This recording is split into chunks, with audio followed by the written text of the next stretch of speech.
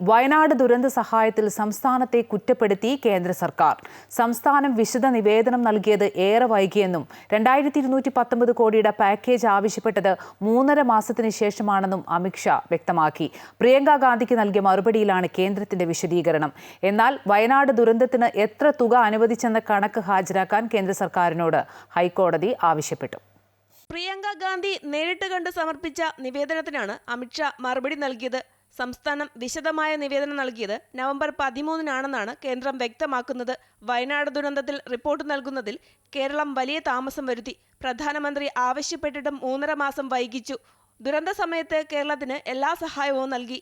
നിരന്തരം മുഖ്യമന്ത്രിയുമായി സംസാരിക്കുകയും സേനകളെ നൽകുകയും ചെയ്തു. കേരളത്തിന് ഉചിതമായ സഹായം നൽകുമെന്നും നിവേദനം സെക്രട്ടറിമാരുടെ സമിതി പരിശോധിക്കുകയാണെന്നും അമിത്ഷാ കുറിപ്പിൽ പറയുന്നു.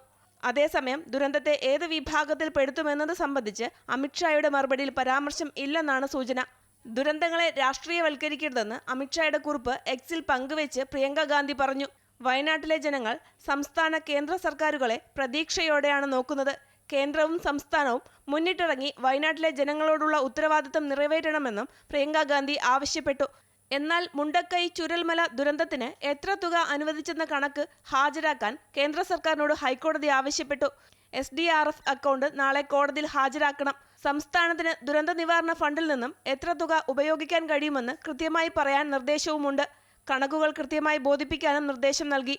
സംസ്ഥാനത്തിന്റെ ദുരന്ത നിവാരണ നിധിയിൽ പണമുണ്ടെന്ന് കേന്ദ്രം കോടതിയെ അറിയിച്ചിരുന്നെങ്കിലും ഇതിൽ വ്യക്തമായ മറുപടി നൽകിയിരുന്നില്ല. ഈ ഘട്ടത്തിലാണ് കേന്ദ്ര സംസ്ഥാന സർക്കാരുകളെ ജസ്റ്റിസ് ജയശങ്കർ നമ്പ്യാർ അധ്യക്ഷനായ ഡിവിഷൻ ബെഞ്ച് വിമർശിച്ചത്. News desk, Amrita news.